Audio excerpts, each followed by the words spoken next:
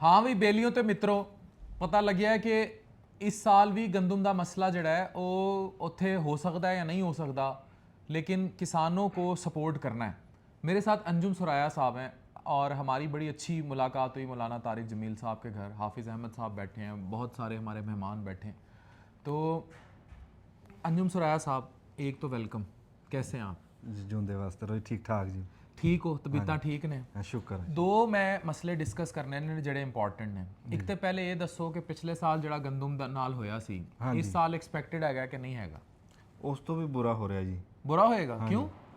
ਉਹ ਪਿਛਲੇ ਸਾਲ ਤਾਂ 1 ਕਿੱਲੇ ਦੀਆਂ 6 ਬੋਰੀਆਂ ਦਿੱਤੀਆਂ ਸੀ ਬਾਰਦਾਨਾ। ਐਤਕੀ ਉਹ ਵੀ ਕੋਈ ਨਹੀਂ। ਉਹ ਜਿਹੜੇ ਲੈਣੀ ਸੀ ਦਾਰੇ ਨੇ ਉਦਾਰਾ ਹੀ ਮੁੱਢੋਂ ਪੱਟਤਾ। ਐਤਕੀ ਉਹ ਵੀ ਹੈ ਨਹੀਂ। ਮਤਲਬ ਉਹ ਕਿਸੇ ਤੋਂ ਵੀ ਨਹੀਂ ਖਰੀਦੇਗਾ? ਉਹ ਖਰੀਦ ਨਹੀਂ ਰਹੇ ਨਾ, ਸੁਬਾਈ ਅਦਾਰੇ ਖਰੀਦ ਰਹੇ ਨਾ ਵਫਾਕੀ ਖਰੀਦ ਰਹੇ। ਤੇ ਗੰਦਮ ਜਿਹੜੀ ਸਰਕਾਰ ਨੇ ਦੇਣੀ ਹੁੰਦੀ ਹੈ ਉਹ ਕਿੱਥੋਂ ਆਏਗੀ? ਅੱਲਾ ਜਾਣੇ ਕੋਈ ਘਰੇ ਤਿਆਰ ਕਰਨੀ ਇਹਨਾਂ ਨੇ। ਹੁਣ ਦੇਖੋ ਬਈ ਜਨੂਬੀ ਪੰਜਾਬ ਵੱਲੋਂ ਫਸਲ ਆ ਗਈ ਆ, ਹੌਲੀ ਹੌਲੀ ਦੂਏ ਪਾਸੇ ਪੱਕ ਕੇ ਫਸਲ ਆ ਰਹੀ ਹੈ। ਇਹ ਸਾਡਾ ਵਸਤੀ ਪੰਜਾਬ ਆ, ਇਹਦੇ 'ਚ ਹਜੇ ਆਈ ਨਹੀਂ। ਜਿੱਧਰ ਕਣਕ ਆਈ ਆ ਉਧਰੋਂ ਵੀ ਕੋਈ ਚੰਗੀ ਖਬਰਾਂ ਨਹੀਂ ਆਈਆਂ। 2600 2700 2800 ਇੱਥੇ ਤੱਕ ਰੇਟ ਆਇਆ। ਤੇ ਜਦ ਨੂੰ ਸਾਡੀ ਆਣੀ ਆ, ਜਦ ਨੂੰ ਤਾਂ ਗਾਹ ਪੈ ਜਾਣਾ ਕਣਕ ਦਾ, ਤੇ ਉਹ ਸਾਨੂੰ ਤਾਂ ਫਿਰ ਲੱਗਦਾ ਵੀ 1500-1600 ਤੇ ਜਾ ਕੇ ਗੱਲ रुकूगी। अच्छा, ये कोलैप्स इतना वर्स है, आप इमेजिन करें जब किसान कोलैप्स करता है ना, पूरी इकोनॉमी कोलैप्स कर जाती है। अस्पताल कोलैप्स कर जाते हैं मरीजों के पास। वो गाँव बेचारों देहातों में मौत ओढ़ लेंगे लेकिन इलाज के लिए नहीं आएंगे। इसी तरह ट्रांसपोर्ट इंडस्ट्री कोलैप्स कर जाती है। इस बहुत सारी इंडस्ट्री, उन्होंने जब एग्रीकल्चर बैकबोन है वो सारी कोलैप्स कर जाएगी तो लोग रहेंगे किधर? तो ये जो आप बता रहे हैं ये तो परेशान कुन सिचुएशन है। तो गवर्नमेंट को मतलब अब what tax should be taken, क्या करें, क्या करना चाहिए? ਇਹ ਡਾਕਟਰ ਸਾਹਿਬ ਹਜੇ ਕਈ ਗੱਲਾਂ ਨਾ ਜੀ ਉਹ ਆਵਾਮ ਤੋਂ ਓਲੇ ਆ ਵੀ ਸਿਰਫ ਸਾਨੂੰ ਕਣਕ ਹੀ ਨਹੀਂ ਸਾਡੀ ਰੋਲ ਰਹੀ। ਜਿਹੜੀ ਕਣਕ ਦੀ ਥਾਂ ਤੇ ਅਸੀਂ ਫਸਲਾਂ ਲਾਈਆਂ ਸੀ, ਅਸੀਂ ਸਬਜ਼ੀਆਂ ਲਾਈਆਂ ਸੀ, ਅਸੀਂ ਜੋ ਕੁਝ ਵੀ ਲਾਇਆ ਕਮਾਦ ਆ ਜਿਹੜੀਆਂ, ਉਹ ਸਾਡੀਆਂ ਸਾਰੀਆਂ ਰੁਲ ਗਈਆਂ। ਇਸ ਟਾਈਮ ਟਕੇ ਟੋਕਰੀ ਆ ਹਰ ਸ਼ੈ। ਜਿਹੜੀ ਸ਼ੈ ਵੀ ਤੁਸੀਂ ਦੇਖੋ ਨਾ ਉਹ ਟਕੇ ਟੋਕਰੀ ਹੈ। ਤੇ ਜਿਹੜੀ ਸ਼ੈ ਦਾ ਕੋਈ ਰੇਟ ਲੱਗਣ ਲੱਗਦਾ ਉਹ ਫਿਰ ਕੋਈ ਨਾ ਕੋਈ ਉਹਦੇ ਬਾਰੇ 'ਚ ਗੱਲ ਇੱਦਾਂ ਦੀ ਕਰ ਦਿੰਦਾ। ਹੁਣ ਜਿਵੇਂ ਸਟ੍ਰਾਬੇਰੀ ਦਾ ਕੁਝ ਹੈ ਸੀ ਮਾੜਾ ਜਿਹੀ ਉਮੀਦ, ਤੇ ਉਹ ਡਾਕਟਰ ਬਸਰਾ ਸਾਹਿਬ ਕਹਿੰਦੇ ਨਿਰੀ ਜ਼ਹਿਰ ਹੈ, ਉਹ ਹੁਣ ਕੋ ਖਾਊਗਾ ਜੀ? ਮੈਂ ਕੱਲ ਖਾਧੀ ਹੈ। ਹਾਂਜੀ ਹਾਂਜੀ, ਉਹ ਇਦਾਂ ਜਿਵੇਂ ਬਸ ਹੁਣ ਤੁਸੀਂ ਸਟ੍ਰਾਬੇਰੀ ਤੱਕ ਹੀ ਰਹਿਣਾ। ਅਗਲਾ ਸਵਾਲ ਕਰਦਾ, ਮੈਨੂੰ ਇਹ ਦੱਸੋ ਕਿ ਚੀਨੀ ਵਾਲਾ ਜਿਹੜਾ ਮਸਲਾ ਹੈ, ਹਾਂਜੀ ਹਾਂਜੀ, ਚੀਨੀ ਜਿਹੜੀ ਬਾਹਰ ਜਾਂਦੀ ਹੈ ਤੇ ਵਾਪਸ ਆਉਂਦੀ ਹੈ, ਹਾਂਜੀ, ਇਹ ਚੀਨੀ ਦਾ ਕੀ ਮਸਲਾ ਹੈ? ਇਹ ਠੱਗੀ ਮਾਰੀ ਹੈ ਜਿਨ੍ਹਾਂ ਨੇ, ਇਹ ਖੁੱਲੀ ਖੁੱਲੀ ਠੱਗੀ ਮਾਰੀ। ਇਹ ਬੇਵਕੂਫ ਬਣਾਇਆ ਜੀ ਸਾਨੂੰ। ਪਹਿਲਾਂ ਕਹਿੰਦੇ ਜੀ ਹੁਣ ਸਾਡੇ ਆਪਣੀ ਦੱਸਦਾ ਜੀ ਮੈਂ, ਅਸੀਂ ਕਮਾਦ ਸਿੱਟਿਆ ਜੀ, ਸਾਨੂੰ ਕਹਿੰਦੇ ਜੀ ਅਸੀਂ ਤੁਹਾਨੂੰ ਪੈਸੇ ਨਹੀਂ ਦੇਣੇ, ਤੁਹਾਨੂੰ ਖੰਡ ਦੇਵਾਂਗੇ ਮਿਲ ਕਹਿੰਦੀ। ਅਸੀਂ ਕਿਹਾ ਠੀਕ ਆ। ਮਹੀਨੇ ਖੰਡ ਦਾ ਟਾਈਮ ਲੈ ਲਿਆ ਉਹਨਾਂ ਨੇ। ਜਦੋਂ ਮਹੀਨੇ ਖੰਡ ਤੱਕ ਅਸੀਂ ਖੰਡ ਲੈਣ ਵਾਸਤੇ ਗਏ ਆ, ਕਹਿੰਦੇ ਹੁਣ ਤੁਹਾਨੂੰ ਪੈਸੇ ਦੇਵਾਂਗੇ, ਖੰਡ ਨਹੀਂ ਦੇਣੀ। ਖੰਡ ਤਾਂ ਘਲਾਤੀ ਬਾਹਰ, ਆਪਦੀ ਬਾਹਰ ਘਲਾ ਕੇ ਉਹਨੂੰ ਗੇੜਾ ਜਿਹਾ ਕਢਾ ਕੇ ਨਾ ਤੇ ਉਹ ਮੋੜ ਕੇ ਲੈ ਆਂਦੀ। ਉਹ ਸਿਰਫ ਕੀ ਉਹਨਾਂ ਨੂੰ ਉੱਤੋਂ ਕੋਈ ਪੈਸੇ ਬਚਦੇ ਰੇਟ ਵਧਾਉਣ ਵਾਸਤੇ। ਇਹੀ ਖੰਡ ਤੁਸੀਂ ਦੇਖ ਲਓ ਵੀ ਖਬਰੇ 400 ਤੇ ਜਾ ਕੇ ਰੁਕੇ, 200 ਤੇ ਤਾਂ ਪਹੁੰਚੀ ਖੜੀ ਹੈ। 400 रुपए किलो?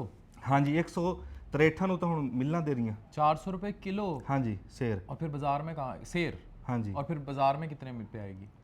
ਨਹੀਂ ਉੱਥੋਂ 163 ਰੁਪਏ ਮਿਲਾਂ ਚੋਂ ਨਿਕਲ ਰਹੀ ਹੈ ਨਾ, 200 ਹੁਣ ਦੁਕਾਨਾਂ ਤੇ ਆ। ਹੋਰ 4 ਦਿਨਾਂ ਨੂੰ ਮੈਂ ਕਿਹਾ 400 ਨੂੰ ਲੱਭੂਗੀ ਇਹ। तो वो वही बात है ना, 400 रुपए किलो अगर चीनी सेर जो भी कह रहे हैं, अगर इतनी चीनी चली गई तो हाउ पीपल विल अफोर्ड? ਹਾਂਜੀ, ਤੇ ਫਿਰ ਡਾਕਟਰ ਸਾਹਿਬ ਤੁਸੀਂ ਦੇਖੋ ਇਹਨਾਂ ਦਾ ਪੁੱਠਾ ਦਿਮਾਗ। ਜਿੱਦਾਂ ਨਾ ਕੋਈ ਪਿੰਡ ਦਾ ਬੰਦਾ ਸੀ ਤੇ ਉਹ ਰੇਲ ਗੱਡੀ ਦੇ ਵਿੱਚ ਨਾ ਚੜਿਆ, ਪਹਿਲਾਂ ਕਿਤੇ ਚੜਿਆ, ਮੁੜ ਕੇ ਦੂਜੀ ਵਾਰੀ ਚੜਿਆ, ਤੇ ਉਹ ਟੀਟੀ ਆਇਆ, ਉਹਨੂੰ ਆ ਕਹਿੰਦਾ ਵੀ ਟਿਕਟ ਦਿਖਾ। ਉਹਨੇ ਨਾ ਆਪਣੀ ਗੰਢੋਰੀ ਜੀ ਖੋਲੀ, ਵਿੱਚੋਂ ਨਾ ਉਹ ਟਿਕਟ ਕੱਢ ਕੇ ਦਿਖਾਇਆ। ਉਹ ਟੀਟੀ ਕਹਿੰਦਾ ਵੀ ਟਿਕਟ ਤਾਂ ਤੇਰੀ 2 ਸਾਲ ਪੁਰਾਣੀ ਹੈ। ਉਹ ਅੱਗੋਂ ਨਾ ਪਚੀ ਨਹੀਂ ਹੋਇਆ, ਤਕੜਾ ਹੋ ਕੇ ਕਹਿੰਦਾ ਵੀ ਤੂੰ ਰੇਲ ਗੱਡੀ ਕਿਹੜਾ ਸ਼ੋਰੂਮ ਤੋਂ ਕਢਾ ਕੇ ਲਿਆ, ਤੇਰੀ ਵੀ ਤਾਂ ਖਬਰੇ ਕਿੰਨੇ ਸਾਲ ਪੁਰਾਣੀ। ਸਾਡੇ ਨਾਲ ਜੀ ਇਦਾਂ ਕਰ ਰਹੇ ਆ ਇਹ ਜਮਾ ਹੀ ਸਾਨੂੰ ਨਾ ਬੁੱਧੂ ਬਣਾ ਕੇ ਰੱਖਿਆ ਹੈ ਇਹਨਾਂ ਨੇ। ਇਦਾਂ ਸਾਡੇ ਨਾਲ ਕਰ ਰਹੇ ਹੂੜ ਮਤ, ਪਤਾ ਨਹੀਂ ਕੀ।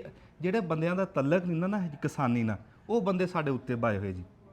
ਹੁਣ ਜਿੱਦਾਂ ਤੁਸੀਂ ਦੱਸਿਆ ਵੀ ਰੀੜ੍ਹ ਦੀ ਹੱਡੀ ਆ ਕਿਸਾਨੀ, 70-75% ਸਾਡੀ ਕਿਸਾਨੀ ਬਣਦੀ। ਹੁਣ ਰੀੜ੍ਹ ਦੀ ਹੱਡੀ ਨੂੰ ਟੋਟੇ ਕਰਕੇ ਉਹ ਬੰਦਾ ਪੈਰਾਂ ਤੇ ਕਿਵੇਂ ਖਲੋ ਜੂਗਾ? ਇਹ ਕਿੱਦਾਂ ਮੁਲਕ ਪੈਰਾਂ ਤੇ ਖਲੋ ਜੂਗਾ? ਡਾਕਟਰ ਸਾਹਿਬ ਤੁਸੀਂ ਦੱਸੋ। अच्छा ये बताएं, क्योंकि हमें बहुत सारी ग्लोबल ऑडियंस भी देख रही है, भारत में भी देख रहे हैं, हाँ जी गल्फ में भी देख रहे हैं, मिडल ईस्ट में लोग देख रहे हैं, यानी कि दुबई, ओमान, कतर, दोहा, यूके वगैरह में भी। हाँ जी ਮੈਨੂੰ ਇਹ ਦੱਸੋ ਕਿ ਇਹ ਪ੍ਰੋਬਲਮ ਇੰਡੀਆ ਕਿਉਂ ਨਹੀਂ ਫੇਸ ਕਰ ਰਿਹਾ? ਭਾਰਤੀ ਪੰਜਾਬ ਵਿੱਚ ਵੀ ਇਹ ਪ੍ਰੋਬਲਮ ਨੇ, ਭਾਰਤ ਵਿੱਚ ਵੀ ਹੈ, ਜਾਂ ਇਹ ਪਾਕਿਸਤਾਨ ਦੇ ਹੀ ਮਸਲੇ ਨੇ? ਨਹੀਂ ਜੀ, ਭਾਰਤ ਦੇ ਵਿੱਚ ਤਾਂ ਉੱਥੇ ਤੁਸੀਂ ਦੇਖੋ ਵੀ ਕਿਸਾਨ ਨੂੰ ਟੂਬਲ ਫਰੀ ਹੈ ਜੀ। ਯੂਰੀਆ 200 ਰੁਪਏ ਦੀ 217 ਦੀ ਬੋਰੀ, ਸਾਡੇ ਹੈਗੀ 6000 ਨੂੰ। ਤੇ ਉੱਥੇ ਡੀਏਪੀ 500 ਦੀ ਬੋਰੀ, ਸਾਡੇ ਹੈਗੀ 16000 ਨੂੰ। ਤੇ ਬਿਜਲੀ ਜਿਹੜੇ ਟੂਬਲ ਆ ਨਾ, ਜ਼ਰਈ ਟੂਬਲ ਸਾਰੇ ਉੱਥੇ ਫੀ ਆ, ਉਹ ਫਰੀ, ਕੋਈ ਪੈਸਾ ਨਹੀਂ, ਜਿੰਨਾ ਕੋਈ ਚਲਾ ਲਵੇ। ਫਿਰ ਉੱਥੇ ਇਦਾਂ ਦਗਾ ਨਹੀਂ ਕਰਦੀਆਂ ਸਰਕਾਰਾਂ। ਇੱਕ ਤਾਂ ਉੱਥੇ ਕਿਸਾਨਾਂ ਦਾ ਏਕਾ, ਸਾਡੇ ਇੱਥੇ ਨਾ ਕਿਸੇ ਦਾ ਮੂੰਹ ਐ ਨੂੰ, ਕਿਸੇ ਦਾ ਐਨੂੰ, ਸਾਡੇ ਕਿਸਾਨਾਂ ਦਾ ਏਕਾ ਹੈ ਨਹੀਂ।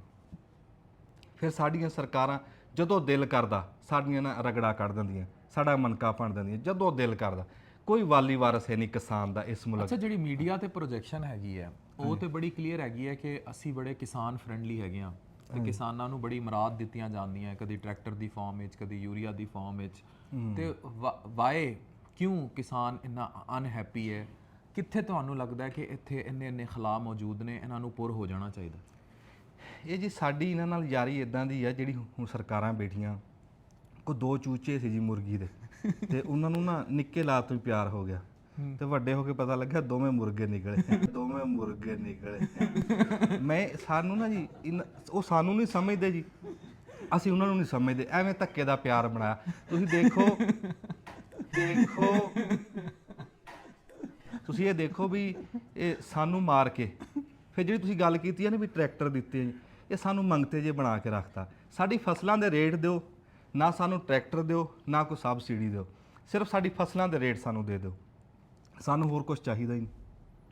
अच्छा, ये रेट डिफाइन करने में ये जो बहुत सारे, जब मेरी गवर्नमेंट के लोगों से बात होती है वो कहते हैं कि बीच में जो मिडल मैन है, जो लोग हैं वो कहीं करप्शन में इन्वॉल्व हैं, वो क्या सीन है? गोदाम और ये सब कुछ, और वो उनका क्या बेनिफिट है? ਉਹ ਸਾਡੇ ਕਿਹੜਾ ਜੀ ਫੁੱਫੀ ਦੇ ਪੁੱਤ ਆ, ਉਹ ਉਹਨਾਂ ਦੇ ਹੀ ਆ। ਉਹ ਅਸੈਂਬਲੀਆਂ 'ਚ ਬੈਠੇ ਆ, ਵੱਡੇ ਵੱਡੇ ਅਫਸਰ ਆ, ਉਹਨਾਂ ਦੇ ਭਰਾ ਆ, ਰਿਸ਼ਤੇਦਾਰ ਆ, ਉਹਨਾਂ ਦਾ ਹੀ ਮਾਫੀਆ। ਇਸ ਟਾਈਮ ਸਰਕਾਰ ਦੇ ਵਿੱਚ ਹੀ ਸੱਜੇ ਖੱਬੇ ਮਾਫੀਆ। ਕਿੱਦਾਂ? ਜਿੰਨੇ ਸ਼ੂਗਰ ਮਿੱਲਾਂ ਵਾਲੇ ਸਾਰੇ ਸਰਕਾਰ 'ਚ ਬੈਠੇ ਆ, ਉਹ ਆਪਣੀ ਇੱਥੋਂ ਹੁਣ ਦੇਖੋ ਇਹਨਾਂ ਨੇ ਆਪਣੀ ਖੰਡ ਬਣਾ ਕੇ ਵੇਚਤੀ, ਤੇ ਲਈ ਕਿਹਦੇ ਕੋਲੋਂ? ਦੁਬਈ ਕੋਲੋਂ। ਵੀ ਦੁਬਈ ਕੋ ਤਾਂ ਕਮਾਦ ਹੀ ਨਹੀਂ, ਸਿਰਫ ਸਾਡੀ ਅੱਖਾਂ 'ਚ ਧੂੜ ਪਾਈ ਹੈ, ਹੋਰ ਕੁਝ ਵੀ ਤੇ ਨਹੀਂ। ਲੀ ਕਿੱਥੋਂ ਹੈ ਫਿਰ? ਹਾਂਜੀ, ਉਹ ਗੇੜਾ ਕਢਾਇਆ। ਗੇੜਾ ਕਢਾਇਆ ਮਤਲਬ ਨਵੀਂ ਪੁਰਾਣੀ ਕੀਤੀ। ਅੱਛਾ, ਹਾਂਜੀ, ਇਹਨੂੰ ਸਾਦੇ ਨਵੀਂ ਪੁਰਾਣੀ ਕੀਤੀ। ਅੱਛਾ, ਜਿਵੇਂ ਉਵੇਂ ਜਿਵੇਂ ਹੁੰਡੀ ਤੋਂ ਪੈਸੇ ਬਾਹਰ ਵੇਚ ਕੇ ਵਾਈਟ ਕਰਾ ਕੇ ਵਾਪਸ। ਰੱਬ ਤੁਹਾਡਾ ਭਲਾ ਕਰੇ। ਇਹਦਾ ਸਹੀ ਹੈ। ਤੇ ਤੁਸੀਂ ਜ਼ਿਆਦਾ ਰਾਜ਼ ਖੋਲ ਦਿੱਤੇ ਨਾ, ਸ਼ੁਕਰ ਹੈ ਮੇਰੀ ਸਰਕਾਰੀ ਨੌਕਰੀ ਨਹੀਂ ਹੈਗੀ।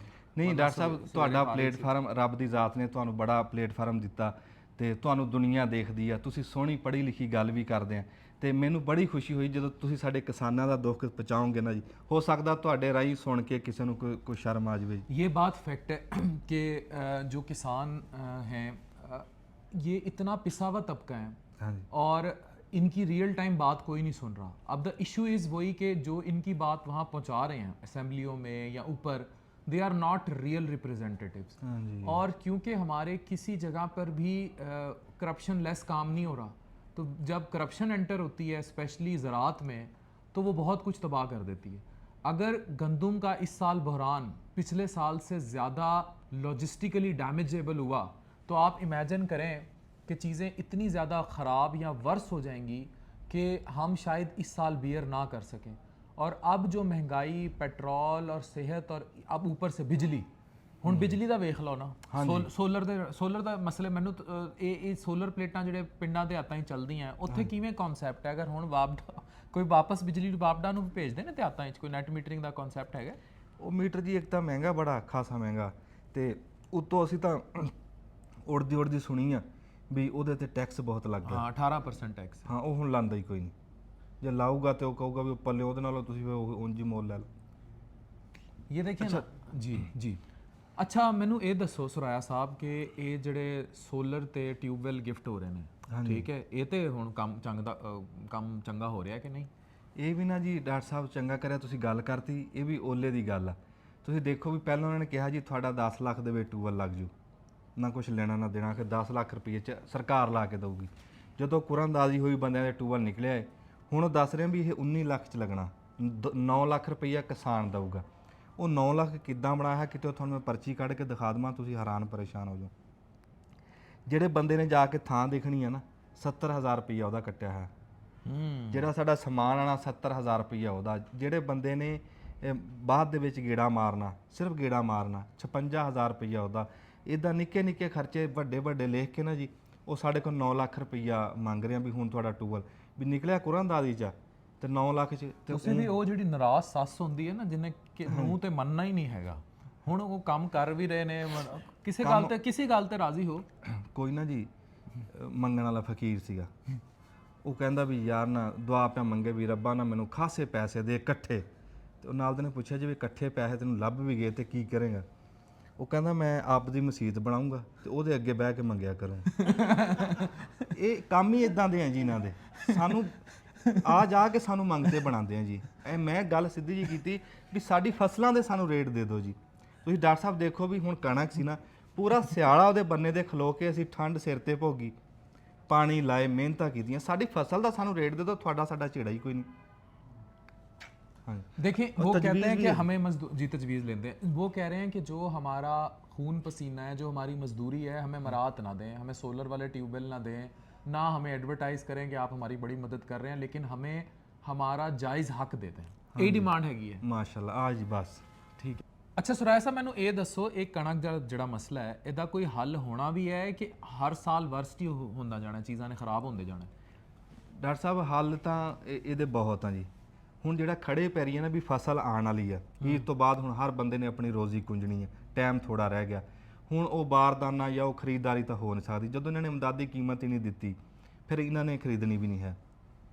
ਸਿਰਫ ਮੈਂ ਜੀ ਤੁਹਾਡੇ ਨਾਲ ਇਸ ਐਡੇ ਵੱਡੇ ਪਲੇਟਫਾਰਮ ਤੋਂ ਇੱਕੋ ਗੱਲ ਸਰਕਾਰ ਨੂੰ ਹੱਥ ਬਣ ਕੇ ਕਰੂੰਗਾ ਵੀ ਜਦੋਂ ਤੁਸੀਂ ਓਪਨ ਮਾਰਕੀਟ ਕੀਤੀ ਹੈ ਨਾ, ਫਿਰ ਇਹਦਾ ਮਤਲਬ ਡਾਕਟਰ ਸਾਹਿਬ ਓਪਨ ਮਾਰਕੀਟ ਹੋਵੇ। ਹੁਣ ਜ਼ਿਲ੍ਹਾ ਬੰਦੀ ਨਾ ਕਰਨ, ਸਾਡੇ ਤੇ ਪਰਚੇ ਨਾ ਕਰਨ, ਫਿਰ ਅਸੀਂ ਜਿੰਨੇ ਦੀ ਵੇਚੀਏ ਸਾਨੂੰ ਵੇਚਣ। ਇਹ ਵੀ ਹੁੰਦੇ ਨੇ ਪਰਚੇ, ਵੀ ਹੁੰਦੇ ਨੇ ਕਿਸਾਨਾਂ ਤੇ ਪਰਚੇ ਹੋਏ ਜੀ। ਆ ਬਹਾਵਲਪੁਰ ਦੇ ਭਾਵਲ ਨਗਰ ਦੇ ਵਿੱਚ ਹੋਏ ਜੀ। ਅੱਲਾ ਫਿਰ ਰੇਟ ਵੀ ਜਦੋਂ ਓਪਨ ਮਾਰਕੀਟ ਆ ਫਿਰ ਜਿੰਨੇ ਦੀ ਵਿਕੇ ਤੇ ਜ਼ਿਲ੍ਹਾ ਬੰਦੀ ਨਾ ਕਰਨ। ਮੈਂ ਲੈਲਪੁਰ ਦਾ ਰਹਿਣ ਵਾਲਾ, ਮੈਂ ਲਾਹੌਰ ਜਾ ਕੇ ਵੇਚ ਲਵਾਂ, ਇਹ ਵੀ ਕੰਮ।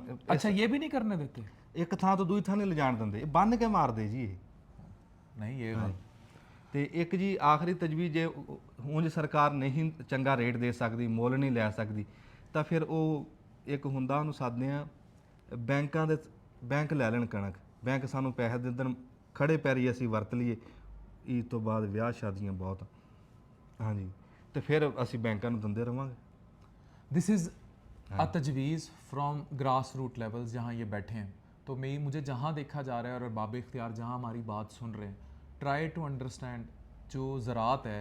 मैं इंग्लिश दस दफ़ा उन्होंने बहुत ही समझ आती है। ਸੋਹਣਾ ਕਰਕੇ ਦੱਸੋ, ਮੈਂ ਤੁਹਾਨੂੰ ਇਹੀ ਕਹਿਣ ਲੱਗਿਆ ਸੀ, ਸੋਹਣਾ ਕਰਕੇ ਦੱਸੋ ਵੀ ਲੋਕਾਂ ਦੇ ਸਮਝ ਆਣ, ਜਿਹੜੇ ਦਫ਼ਤਰਾਂ 'ਚ ਬੈਠੇ ਵੱਡਿਆਂ 'ਚ, और कोट पैंट टाई ला के बैठे हैं, उन्होंने ज़रा समझ चाहिए। ਉਹਨਾਂ ਨੂੰ ਦੱਸੋ ਆਪਣੀ ਜ਼ੁਬਾਨ 'ਚ। ਹਾਂਜੀ, आई एम सेइंग दिस कि ये रीढ़ की हड्डी हैं, they are backbone of our economy. ये आपको पता है, ये जो एग्रीकल्चर सेक्टर है सारा, ये हमारी रीढ़ की हड्डी है इकॉनमी की। जब इस पर वार होता है, जैसे वो बता रहे हैं पर्चे होते हैं, एक जगह से दूसरी जगह जाके बेचा नहीं जा सकता।